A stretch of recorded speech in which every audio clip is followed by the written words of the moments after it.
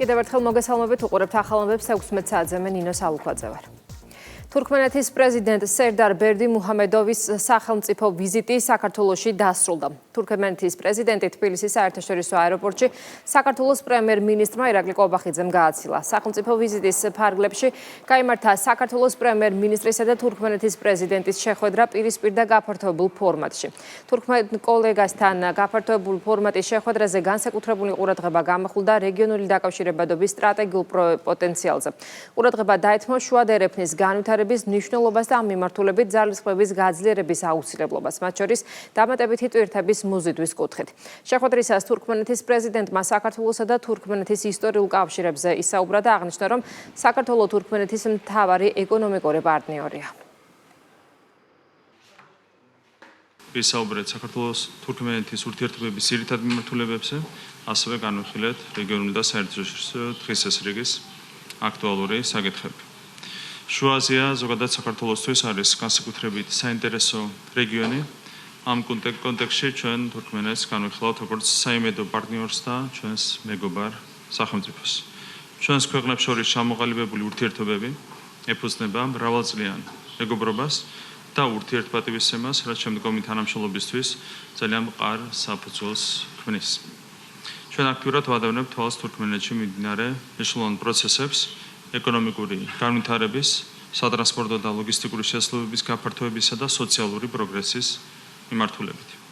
გასული წლების განმავლობაში განხორციელებულმა ფართომასშტაბიანმა ინიციატივებმა და პროექტებმა მნიშვნელოვანი წვლილი შეიტანა ქვეყნის ინფრასტრუქტურის გაძლიერებაში, ეკონომიკური შესაძლებლობების გაფართოებასა და განვითარებისათვის მყარი საფუძვლის შექმნაში. დარწმუნებული ვარ, რომ თურქმენეთი მომავალში წარმატებით გააგრძელებს ამ კურსს, განახორციელებს მნიშვნელოვან პროექტებს და მიაღწევს შემდგომ წინსვლას თურქმენი ხალხის საკეთილდღეოდ. ბატონო პრეზიდენტო, გისურვებთ წარმატებებს თქვენ საპასუხო საქმიანობაში. დელეგაციებთან ერთად ჩვენ გქონდა შესაძლებლობა გაგვემართა გაფართოებული ფორმატის შეხვედრა, რომლის ფარგლებშიც ყურადღება გამახვილდა საქართველო-თურქმენეთის სავაჭრო ეკონომიკური ურთიერთობების შემდგომ გაღრმავებაზე. აღინიშნა, რომ ჩვენს ქვეყნებს შორის არსებობს მნიშვნელოვანი პოტენციალი ვაჭრობის ზრდისა და სხვადასხვა პროდუქციის ექსპორტის ხელშეწყობის მიმართულებით. ასევე განვიხილეთ სატრანსპორტო და ლოგისტიკური კავშირების განვითარების პერსპექტივები, განსაკუთრებული ყურადღება დაეთმო შუა დერეფნის განვითარების მნიშვნელობას და ამ მიმართულებით ძალისხმევის გაძლიერების აუცილებლობას, მათ შორის დამატებითი ტვირთების მოზიდვის კუთხით. ჩვენ ვისაუბრეთ ასევე ტურიზმის სფეროში არსებული შესაძლებლობების უკეთ ათვისებაზე, ტურისტული ნაკადების ზრდისა და ხალხთა შორისი კავშირების კიდევ უფრო გაძლიერების პერსპექტივებზე. საუბარი ასევე შეეხო კულტურისა და განათლების მიმართულებით პარტნიორობასაც. ჩვენ განვიხილეთ საერთაშორისო და მრავალმხრივი ფორმატების ფარგლებში თანამშრომლობის საკითხებით და გამოთქვით მზადყოფნა მომავალშიც აქტიურად გავაგრძელოთ ურთიერთქმედება ამ მიმართულებით. ჩვენს პარტნიორობას აბსოლუტურად უდევს ურთიერთპატივისცემა და ერთმანეთის ხარდაჭერა. სურს კიდევ ერთხელ გამოხატო მადლიერება თურქმენეთის ხელისუფლების მიმართ საქართველოს სუვერენიტეტისა და ტერიტორიული მთლიანობის ხარდაჭერისთვის. საქართველო თურქმენეთის მთავარი ეკონომიკური პარტნიორი. თურქმენეთი აფასებს საქართველოს კონსტრუქციულ პოზიციას საერთაშორისო დონეზე და აღნიშნავს, თუ რამდენად მნიშვნელოვანი წვლილი შეაქვს საქართველოს დადებითი განვითარების კუთხით. მე მინდა მადლობა გადავუხადო საქართველოს პრემიერ-მინისტრს. ვიხარია, რომ ფართოვდება საერთაშორისო ორგანიზაციებთან, განსაკუთრებით გაეროსთან თანამშრომლობის მექანიზმები. შეხვედრის დროს განსაკუთრებული ყურადღება დაეთმო ჩვენი ურთიერთობების თვისებრივად ახალ დონეზე აყვანას. ვიზიტის ფარგლებში თურქმენეთს საქართველოს ბიზნეს ფორუმზე განვიხილეთ სხვადასხვა საკითხები. მაგალითად, წარმოებული პროდუქციის მიმოცვლა და აღნიშნეთ, რომ ჩვენ ქვეყნებს აქვთ შესაძლებლობა სავაჭრო მოცულობა გაიზარდოს. ჩვენ განსაკუთრებულ მნიშვნელობას ვანიჭებთ ბიზნეს ურთიერთობებს, ეკონომიკური ურთიერთობის გაძლიერებას და გვსურს კიდევ უფრო მრავალფეროვანი გახდეს ჩვენი ეკონომიკური კავშირები. სამხრეთ კავკასია, კასპიის და კავკასიის ქვეყნებს შორის გამავალი მარშრუტის ერთ-ერთი ნაწილია და ამ კონტექსტში ჩვენი ერთობლივი სატრანსპორტო და ლოგისტიკური პორტფელი ძალიან იმედის მომცემ პროექტებს მოიცავს. როგორიც არის მაგალითად ლაპის ლაზული, ლაზურიტის დერეფანი, რომელშიც ასევე შედის ავღანეთი, აზერბაიჯანი, თურქეთი და კასპიისა და შავი ზღვის დერეფანი, რომელიც მოიცავს თურქმენეთს, აზერბაიჯანს, საქართველოს და რუმინეთს. ჩვენი ქვეყნები მონაწილეობენ ტრასეკას სატრანსპორტო დერეფანში და ჩვენ შევთანხმდით, რომ განვაგრძოთ მუშაობა ამ პროექტების ფარგლებში, როგორც ორმხრივ დონეზე, ასევე სხვა მონაწილე მხარეებთან. მიმდინარეობს მოლაპარაკებები, რომელიც ეხება კასპიისა და შავი ზღვის საპორტო ინფრასტრუქტურის გამოყენებას ორმხრივი სარგებლის მისაღებად. საქართველოსა და თურქმენეთის თანამშრომლობა ახალ ეტაპზე გადადის. თურქმენეთის პრეზიდენტის სახელმწიფო ვიზიტის ფარგლებში ორი ქვეყნის შესაბამისი უწყებებს შორის 24-მდე მნიშვნელოვან დოკუმენტს და მემორანდუმს მოეწერა ხელი, მათ შორის განათლების, ჯანდაცვის, კულტურის და სხვა მიმართულებებით.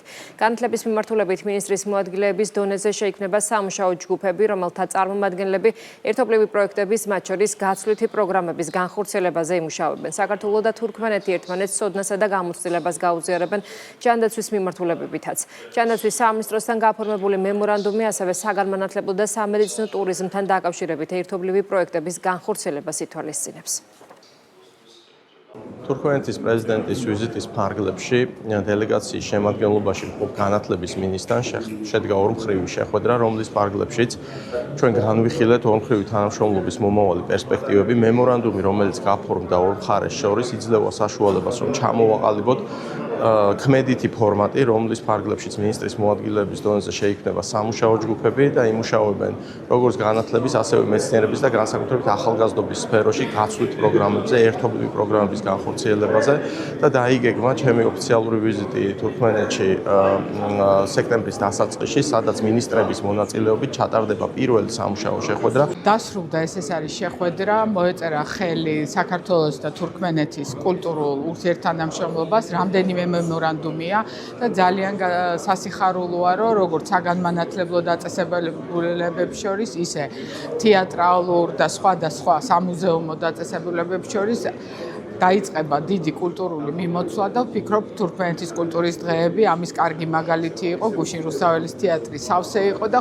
გრძელდება კულტურის დღეები და ვფიქრობ, რომ ჩვენი არტისტებისთვის კარგი შესაძლებლობაა, რომ მომავალში კიდევ ახალი ესეთი ადგილები ავითვისოთ. ხელი მოეწერა მემორანდუმს თურქმენეთის შესაბამის სამინისტროსთან. ეს ვფიქრობ, რომ ძალიან საინტერესო შესაძლებლობებს იძლევა ორივე ქვეყნისთვის, ვინაიდან მართლაც განსაკუთრებულად მნიშვნელოვანია ჩვენს ეპოქაში თანამშრომლობა მეგობარ სახელმწიფოებთან, პარტნიორ სახელმწიფოებთან ჯანდაცვის სექტორში და ამ მიმართულებით. ეს გულისხმობს, რა თქმა უნდა, ყველა იმ შესაძლებლობის გაზიარებას, რომელიც უკავშირდება პირველ რიგში ცოდნას, გამოცდილებას, ეს არის განსაკუთრებულად მნიშვნელოვანი. იმავდროულად ეს შეიძლება გულისხმობდეს სხვადასხვა ტიპის ისეთი ერთობლივი პროექტების განხორციელებას, რომელიც უკავშირდება სამედიცინო განათლებას, რომელიც უკავშირდება მაგალითად იგივე თუნდაც სამედიცინო ტურიზმის თვალსაზრისით გარკვეულ თანამშრომლობას. საქართველოს საგარეო საქმეთა მინისტრმა მაკა ბოჭორიშვილმა ვაშინგტონში მიმდინარე სამიტზე, რომელიც პოლიტიკური ტერორიზმის ხელახალ გააქტიურებას ეხება, ქვეყნის სუვერენიტეტსა და გამოწვევებზე ისაუბრა. ვიცე-პრემიერმა აღნიშნა, რომ უსაფრთხოების თანამედროვე გამოწვევები პირდაპირ აისახება ეროვნულ ინტერესებზე. ბოჭორიშვილის განცხადებით, რადიკალური ძალები ხშირად დემოკრატიის სახელით მოქმედებენ, თუმცა მათი რეალური მიზანი სახელმწიფო სტრუქტურების დასუსტებაა. მისი თქმით, საქართველო ბოლო წლებში საზოგადოების ხელოვნური პოლარიზებისა და კონსტიტუციური ორგანოების, მათ შორის სასამართლო და საარჩევნო სისტემების დისკრედიტაციის კოორდინირებული მცდელობების მოწმე გახდა. ვიცე-პრემიერმა შემაშფოთებელი უწოდა საერთაშორისო ინსტიტუტების და რეზოლუციების გამოყენებას სუვერენულ სახელმწიფოებზე პოლიტიკური ზეწოლისთვის, რაც მისი თქმით, თავად ამ ორგანიზაციების რეპუტაციას და სანდოობას ლახავს. მაკა ბოჭორიშვილი ამერიკაში შტატების სახელმწიფო მდივნის მარგო რუბიოს მიწვევით იმყოფება. ბატონო სახელმწიფო მდივანო, პატივცემულო სტუმრებო, სურს გულწრფელი მადლობა გადავუხადო სახელმწიფო მდივან მარკო რუბიოს პოლიტიკური ტერორიზმის საკითხის საერთაშორისო დღის წესრიგში წამოწევისთვის. ეს განხილვა განსაკუთრებით დროულია, რადგან დღეს ვდგავართ რთული და მუდმივად ცვალებადი გამოწვევების წინაშე, რომლებიც პირდაპირ გავლენას ახდენს ჩვენს ეროვნულ ინტერესებზე, სუვერენიტეტსა და უსაფრთხოებაზე. მსოფლიოში რადიკალური ჯგუფები სხვადასხვა იდეოლოგიის ქვეშ მოქმედებენ, მათ შორის ხშირად დემოკრატიის სახელით, თუმცა მათი მიზანი არადემოკრატიული ინსტიტუტების გაძლიერება, არამედ მათი დასუსტებაა. საფრთხე კიდევ უფრო სერიოზულ ხასიათს იძენს, როდესაც დემოკრატიული მანდატის არ მქონე პოლიტიკური აქტორები უცხოური დაფინანსებით და გარე მხარდაჭერით მოქმედებენ. საქართველოს გამოცდილება ამ გამოწვევის თვალსაჩინო მაგალითს წარმოადგენს. ბოლო რამდენიმე წლის განმავლობაში სხვადასხვა საბაბით ჩვენი საზოგადოების პოლარიზებისა და დემოკრატიული ინსტიტუტების ძირის გამოთხრის არაერთი მცდელობის მოწმე გავხდით. ჩვენ ვიხილეთ კოორდინირებული კამპანიები, რომლებიც მიზნად ისახავდა სახელმწიფო ინსტიტუტების, მათ შორის სასამართლო, საარჩევნო სისტემისა და სხვა კონსტიტუციური ორგანოების დისკრედიტაციას.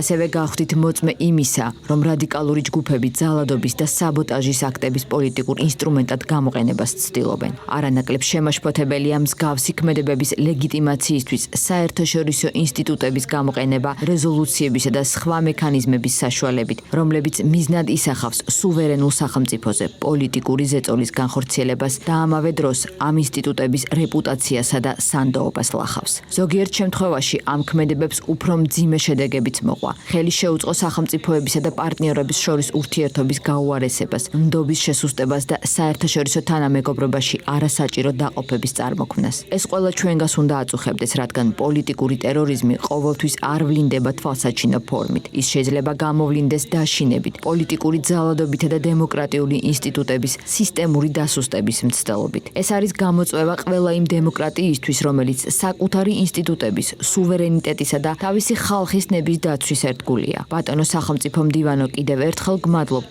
რომ ამ მნიშვნელოვან საკითხს სათანადო ყურადღება დაუთმეთ. ვაშინგტონში გამართული მინისტერიალის დასრულების შემდეგ საგარეო საქმეთა მინისტრმა სამიტი შეაჯამა. მაკაბოჯორიშვილმა პოლიტიკური ტერორიზმის თემის დღის წესრიგში დაყენება მნიშვნელოვანი ინიციატივად შეაფასა. მინისტრის თქმით, საერთაშორისო კონფერენცია კარგი შესაძლებლობა იყო იმ გამოწვევებზე, რადიკალიზმის პრობლემებსა და პოლიტიკური ტერორიზმის იმ გამოხატულებებზე სასაუბროდ, რომლებიც ჩვენმა ქვეყანამ ბოლო წლებში გამოიარა. საგარეო უწყების ხელმძღვანელმა აღნიშნა, რომ საქართველოს თვალსაჩინო მაგალითია იმისა, თუ როგორ ხდება უცხოური დაფინანსებით, რადიკალური ძალების ახალისება სახელმწიფო და დემოკრატიული ინსტიტუტების წინააღმდეგ. ჩვენ კარგი მაგალითი ვართ იმისა, თუ როგორ ხდება განსაკუთრებით გარე დაფინანსებით, უცხოური დაფინანსებით, რადიკალური ძალების ახალისება სახელმწიფო ინსტიტუტების წინააღმდეგ, დემოკრატიული ინსტიტუტების წინააღმდეგ და სწორედ ეს საკითხები არის მნიშვნელოვანი, რაც უნდა აღელვებდეს საერთაშორისო საზოგადოებას. საინტერესო დისკუსია შედგა კოლეგა მინისტრებს შორის, მნიშვნელოვან საკითხებზე იყო გამახვილებული ყურადღება, რა თქმა უნდა, სხვადასხვა იდეოლოგიური მიმართულებები, როდესაც ტერორიზმზე ვსაუბრობთ და ექსტრემიზმზე ვსაუბრობთ, მნიშვნელოვანია და სწორედ ამ კუთხით ჩვენი მონაწილეობა ამ მინისტერიალში იყო ძალიან კარგი შესაძლებლობა საქართველოსთვის. ვაშინგტონში მიმდინარე სამიტში საქართველოს საგარეო საქმეთა მინისტრის მონაწილეობაზე ისაუბრა ვიცე-პრემიერმა. ამ გამდინარაძის განცხადებით სიმბოლურია, რომ შეერთებულ შტატებთან ურთიერთობების ნორმალიზების პროცესში საგარეო საქმეთა მინისტრი სახელმწიფო მდივნის გვერდით დგას.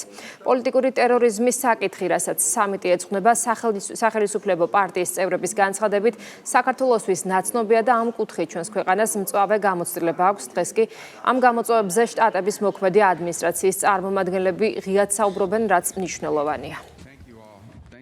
შესაძლო ნორმალიზების გზაზე ეს არის ძალიან კარგი ჟესტი მასპინძლების მხრიდან.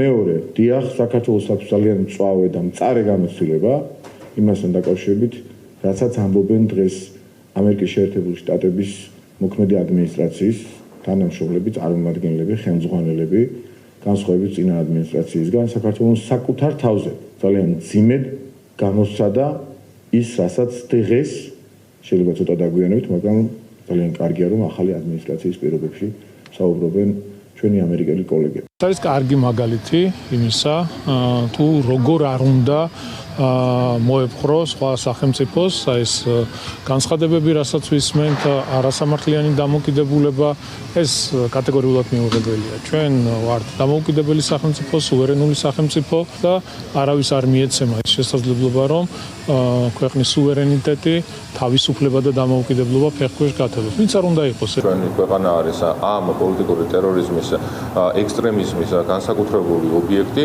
რომელსაც სამწუხაროდ ხელს უწყობს ადგილობრივი აგენტურა და ძალიან მნიშვნელოვანია, რომ არა მხოლოდ ჩვენ ვსაუბრობთ ამ პოლიტიკური ტერორიზმის წინააღმდეგ, ვამხელთ და ვიუძვით მის წინააღმდეგოთ, არამედ ამ ყველაფერს ხაზს უსვამს მათ შორის მარკო რუბიო. ელთო საპარლამენტო ასამბლეის მე რამდენიმე დღის წინ საქართველოსთან დაკავშირებით მიღებული რეზოლუცია კვლავ პოლიტიკური შეფასებების თემაა. სახელმწიფო გუნდი ქართველი ხალხის მხრიდან ევრობიუროკრატიის მიმართ შემცირებულ ნდობაზე საუბრობს, რომლებსაც კონკრეტული კვლევები ადასტურებს. სამართალდამცავი ორგანოების კოორდინაციის საკითხებში სახელმწიფო მინისტრი კი აღნიშნავს, რომ დღევანდელი ევრობიუროკრატია ევროპულ ღირებულებებს აცდენილია. ევროპა და ევროპული ბიუროკრატია არის აბსოლუტურად განსხვავებული რამ უკვე ქართული ხალხისთვის, რომელმაც კარგად გაიაზრა, რასთან გვაქვს მიმდინარე პერიოდში საქმე. იმიტომ რომ ევროპა ყოველთვის იყო ქართველის გონებაში ღირსება, სიტყვის თავისუფლება, სამართლიანობა, ქრისტიანული ტრადიციული კულტურა და ევროპიუროკრატია აბსოლუტურად ამისგან განსხვავებულს გვაჩვენებს თავისი გადაწყვეტილებებით. და რაც უფრო დიდხანს იქნება ასეთი დამოკიდებულება ევროპიუროკრატების მხრიდან, მით უფრო მათ შორის სამწუხაროდ ამ ევროპის მიმართ პატივისცემასაც ყავლი გაზდის, ეს სამწუხაროა, ეს არ არის კარგი ამბავი. ოღონდ ევროპიუროკრატიის გამოისობით. ევროპა და დღევანდელი ევროპიუროკრატია აბსოლუტურად აცდენილია ერთმანეთს. ევროპული ღირებულებები არის სხვაგან, ევროპიუროკრატიული გადაწყვეტილებები არის სხვაგან და არაფერი დღეს ევროპის მიმართ დამოკიდებულებას ისე არ აზიანებს, როგორც ევროპიუროკრატების გადაწყვეტილებები. როგორ შეიძლება ნდობაზე ვისაუბროთ, ზოგადად, როდესაც ვისმენთ იმ ტიპის განცხადებებს და თუნდაც გადაწყვეტილებებს ხო რეზოლუციების სახით, რომელიც მხოლოდ და მხოლოდ ტყუილით შემოიფარგლება, სიცრუით არის გაჯერებული.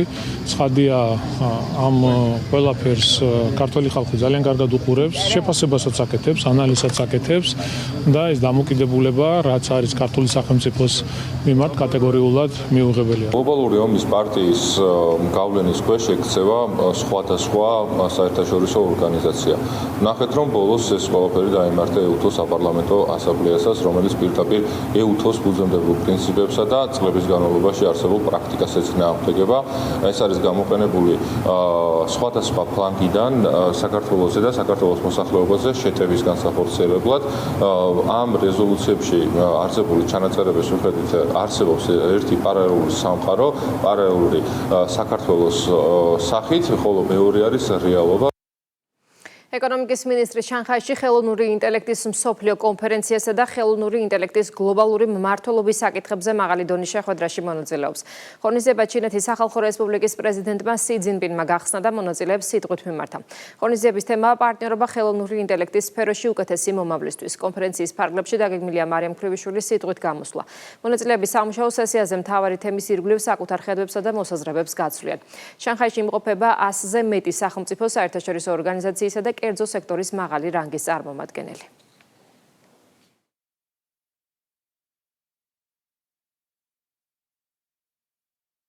ღონისძიება გახსნა ჩინეთის სახალხო რესპუბლიკის პრეზიდენტმა. ღონისძიების ფარგლებში უპრეცედენტო რაოდენობის ქვეყნები იღებენ მონაწილეობას საქართველოსთან ერთად 100-ზე მეტი ქვეყანა მონაწილეობს აღნიშნულ ღონისძიებაში.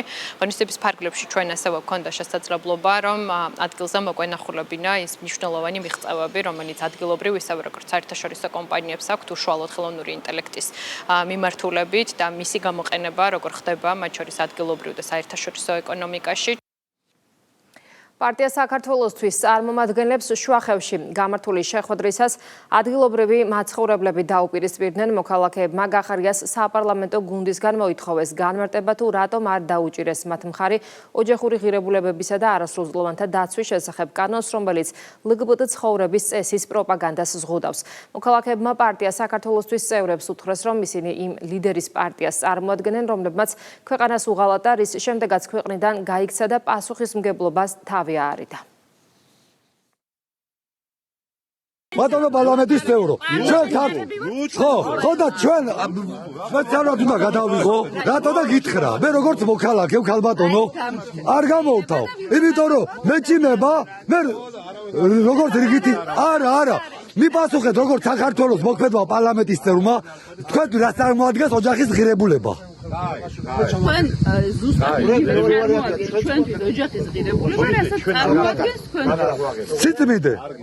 წმინდა ეს არის ერთი. ხო, და თქვენ პოლიტიკურ ძალამ რატომ მიიღო გადაწყვეტილება, რომ პარლამენტში ამ პროპაგანდის აგზა ამ პარლამენტში არ დაუჭირეთ მხარი? არასწორი ინფორმაცია გაქვს შე. ვიღებ ხო, რა თქმა უნდა, აი რატო არ დაგადავიყო? სრული უფლება მაქვს, სრული უფლება მაქვს რომ გადავიყო. არასწორი ინფორმაცია. ხო. არა, შეწყობაში ხარ შეყვანილი. ხო და გამიმარტებეთ, იმიტომ ვიღებ რომ გამიმარტე. იმარტა. ხო. არ გვესწავლება ჩვენ არავისგან. რა ოჯახური ღირებულება. ჩვენთვის არაფერი არ ნიშნავს. ხარი არ დაუჭირეთ ამ კანონს. მაქშუაშია. ამ კანონს ხარი არ დაუჭირეთ. არ ჩულებია, მაგრამ მაქშუაშია, იმიტომ რომ ისინი იტყუებიან. ხო და გამიმარტე თუ იტყვი და გაუძლები. მე ვიცი რომ თქვენ პარტიამ არ დაუჭირა ხარი. ისაც ვიცი რომ ღალატის პარტიას წარმოადგენთ. ღალატის პარტიას აგიხსნით. თვითონ მეგეთუმერე გახარია წარმოადგენდა იყო. ხმადაბლა გახარია წარმოადგენდა. გახარია წარმოადგენდა ქართული ოცნების პრემიერ-მინისტრი. ხო და რომელმაც იმ ღირებულებას უღალატა. თქვენ ლიდერი გაქცეულია. გაქცეულია. სამართალ დამცავებს არი და თავი. რას არის და თავი, კაცო? ძალიან კარგად ისი რა. გაქცეულია სამართალ დამცავებს მოღალატია. აგიხსნათ რატომ არის მოღალატე. კარგი ახლა თქვენი პარტიას წარმოადგენთ, რომელსაც რომ ქვეყანა შეგყავდნენ ომში. ომში გიდოდათ ხო ჩაგერთული. მომპარავი არის და გაიქცა. პატრიცებით ვსაუბრობ. კითხვებზე გვიპასუხეთ. რატო არ დაუჭირეთ? რაც კი ახლა რატო დავიდეთ? ახაური ვარ. მე ვარ დიმიტრი სულაიძე. სიტყვებს რო იმეორებ რაღაც დასეპირებული. და თქვენ მოღალატე პარტიას წარმოადგენთ. მე დიმიტრი ვარ. გახარია მიმღირებულობას უღალატა და ღირებულებითაც ვიბრძოდით ერთად შეცდა მე როგორც საქართველოს მოქალაქე გიხსნით რომ თქვენ პარტია ხო არის მოღალატე თქვენი ლიდერი ხო და გიხსნით იმ ღირებულებას ხო და გიხსნით იმ ღირებულებას უღალატა პრემიერ-მინისტრი იყო შინაგან საქმეთა მინისტრი იყო იმ ღირებულებას უღალატა რა ღირებულებითაც შენ და მე ერთად ვიბრძოდით შეარაღებული ძალების ვეტერანი ვარ და თქვენ ქვეყანა ომში გიდოდა შეგეყვანა ჩემნარი ვეტერანები და გაგახადათ ბევრი კიდე იმიტომ გიდოდათ ქვეყანა ომში შეგეთრია ქვეყანა და შეგეთრიათ ომში შეყვავდა ჩვენ თქვენ თვითონ ერთადი პარტია თქვენ იყავით რა და ვისთან გაერთიანით ვის ღირებულებზე მიაწევთ ქართველ ერმა ნაწილმა განდო მანდატს არ გაუფრთხილდით მე შეხველდით და ქვეყნის ღირებულებისთვის ერთი კარგი საქმე არ გაგიკეთებიათ რა თქმა უნდა LGBT ხო LGBT არ დაუჭირეთ ხარი ეგ ჩვენი უფლებაა როდის შევაგდა როდის არა ადამიანს ცემდნენ და ასისხლდნენ თქვათ ხარიას ვის ეძახდნენ ვინ არის ხო ვის ეძახდნენ თქვათ ხარიას ვის ეძახდნენ თქვენ 2012 შენ მე მგონი თუ დაწყნარდებით დაწყნარებული ვარ მაგრამ თქვენ მატყუებთ ეგრეთ წოდებული რიყის დოქების დემონტაჟის საკითხზე დღეს კომენტარი გააკეთა ვიცე-პრემიერ მამა ამუკამდინარაძე. მისი განცხადებით შენობა უხარისხოდ ყოველგვარი ფუნქციის გარეშე ააგეს. მასში არ არის კონდიცირება და ვერ აკმაყოფილებს სტანდარტებს. ამასთან ამ დრომდე ვერც ერთმა ინვესტორმა მისთვის რამე ფუნქციური დაატვირთვის მოძებნა ვერ მოახერხა. ამუკამდინარაძის თქმით, ეგრეთ წოდებული რიყის დოქების მეპატრონები, რომლებსაც მისი დემონტაჟის გადაწყვეტილება მიიღეს, მზად არიან შენობის დაშლის შემდეგ სურვილი შემთხვევაში ის ნებისმიერ პირს საჩუქრად გადასცენ. საკითხზე კომენტარი გააკეთა თბილისის მერმა კახაკალაძის განცხადებით ეს იყო უფუნქციო შენობა ნაგებობა და გაუმართლებელი ნაბიჯი რომ თავის დროზე ამ პროექტში ათეულობით მილიონი ლარი დაიხარჯა. ვერც ერთმა ინვესტორმა ვერ შეძლო ამ ეგრეთ წოდებული კულტურული ძეგლის ჭკუაზე მოყვანა როგორც ჩვენთან ვიტყვით ხოლმე სისტემა რომელიც ელემენტარულად არს რომ შეხვიდე შიგნით ამ შენობაში და გადარჩენის საშუალება რომ მოგეცეს ჯდება გაცილებით ძვირი ვიდრე თავად ეს შენობა გაცილებით ძვირი შეუძლებელი გახდა რომ აი ყველა ვინც კი ოდნავ შეხებაში იყო ამ შენობასთან ამბობდა რომ ჯერ ერთი უხარისხოდ ნაშენები უხარისხოდ მხოლოდ და მხოლოდ ვიზუალზე გათვლით რიყის დოქებთან დაკავშირებით გადაწყვეტილება მიღებულია ეს იყო სრულად უფუნქციო შენობა ნაგებობა აბსოლუტურად გაუმართლებელი როდესაც თავის დროზე ათეულობით მილიონი ლარი დაიხარჯა ყველანაირად უფუნქციო და შესაბამისად ის არის დღეს კერძოდ მესაკუთრე მუნიციპალიტეტს და ხელისუფლებას არანაირი კავშირი არ აქვს აღნიშნულთან დაკავშირებით ეს არის კერძო საკუთრება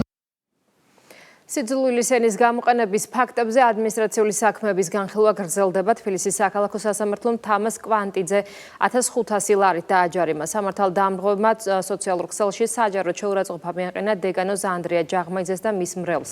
კვანტიძემ ჩადენილი ქმედება დაადასტურა და აღნიშნა, რომ კომენტარის დაწერისას ნასვამ მდგომარეობაში იმყოფებოდა. პიროვნებამ აღიარა მის მიერ ჩადენილი სამართალდარღვევის ფაქტი, მოინანია და სასამართლოს დადგენილებით ცნობილი სამართალდარღვევად და განისაზღვრა ჯარიმა 1500 ლარის ოდენობით.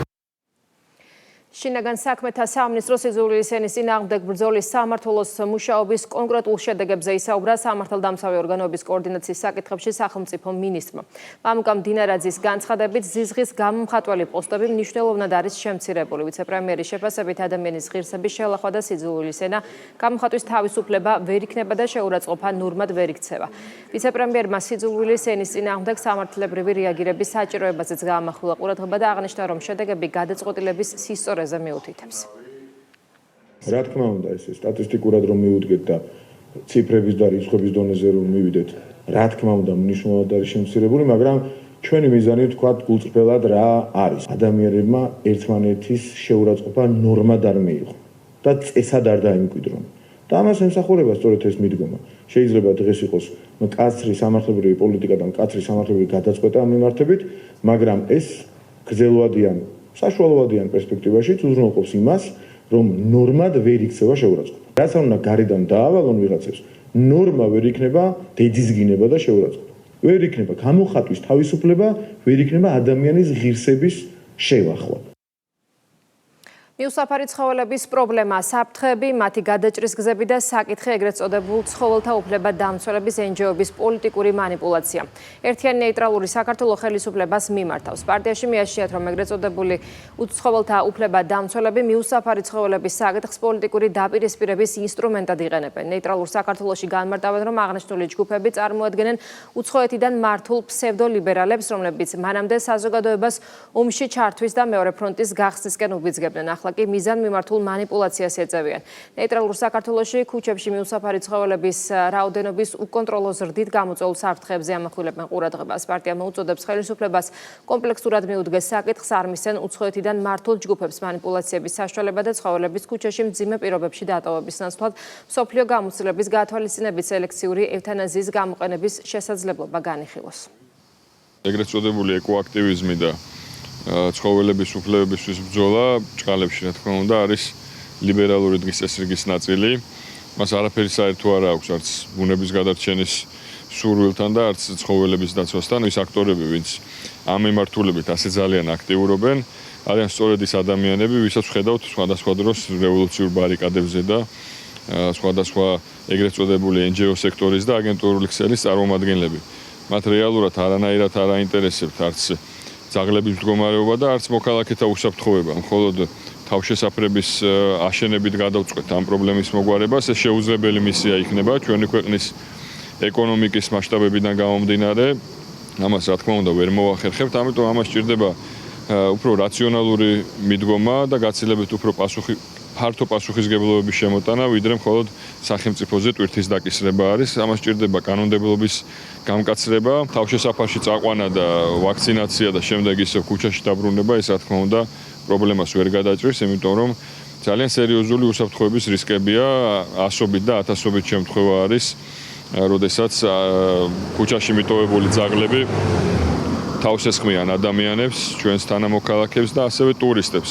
რაც მნიშვნელოვნად აზიანებს ჩვენს ტურისტულ მიმზიდველობას.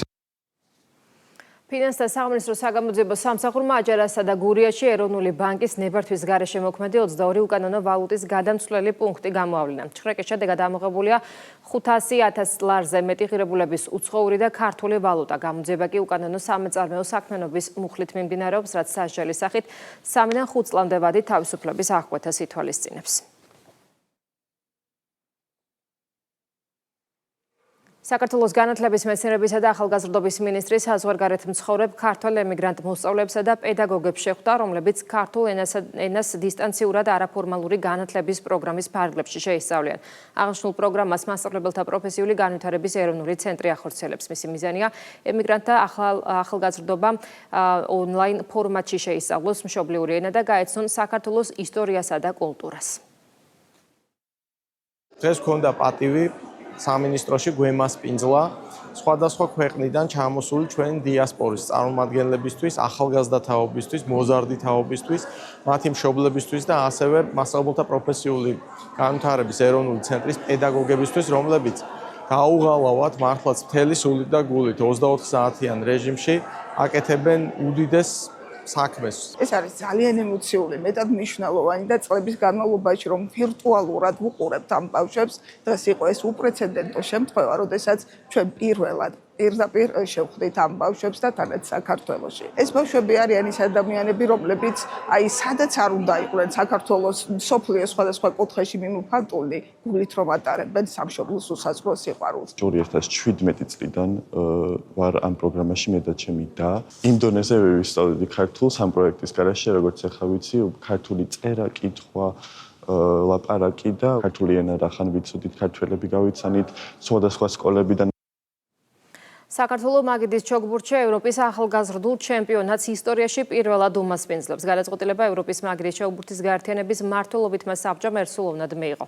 ევროპის ახალგაზრდული ჩემპიონატი თბილისში 2029 წლის ივლისში გაიმართება. პორტოში გამართულ საბჭოს ხდომასა და საქართველოსთვის მასპინძლის სტატუსის მინიჭებას სპორტის მინისტრი შალვა გოგოლაძე ესწრებოდა, რომელმაც გაერთიანების პრეზიდენტ პედრო მოურას და საბჭოს წევრებს ნდობისთვის მადლობა გადაუხადა. საქართველოს 2029 წელს უმასპინძლებს ერთ-ერთ ყველაზე მასშტაბურ ევროპის ჩემპიონატს ახალგაზრდებს შორის მაგიდის ჩოგბურთში.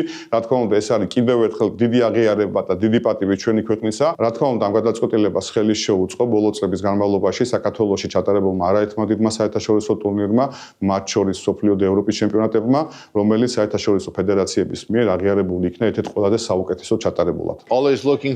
ყოველთვის ვეძებთ კარგ ორგანიზატორებს ჩვენი ღონისძიებებისთვის. ჩვენ გვაქვს მაღალი სტანდარტი ამ მიმართულებით, რომლის დაკარგვაც არ გვინდა. საქართველოს ძალიან კარგი განაცხადი წარმოადგინა. მე უკვე ნამყოფი ვარ საქართველოში და კარგად ვიცი თქვენი ფედერაციის ორგანიზების დონე. ამიტომ თქვენი განაცხადის მიმართ ნდობით ვიყავი განმსჯვალული. აღმასრულებელი საბჭოს ყველა წევრი კმაყოფილი იყო. რის შედეგადაც მივიღეთ გადაწყვეტილება, რომ 2029 წლის ევროპის ახალგაზრდულ ჩემპიონატს საქართველოს უმასპინძლებს. ეს არის ქვეყნისთვის დიდი გამარჯვება, ეს არის თვითონ მაგიდის ჩოგბურთის ოჯახისთვის დიდი წარმატება, ახალგაზრდებისთვის, ვინც უკვე მოემზადება 29 წლისთვის. ახალი ამბები ამით დასრულებულია, მე გემშვიდობებით, ნახვამდის.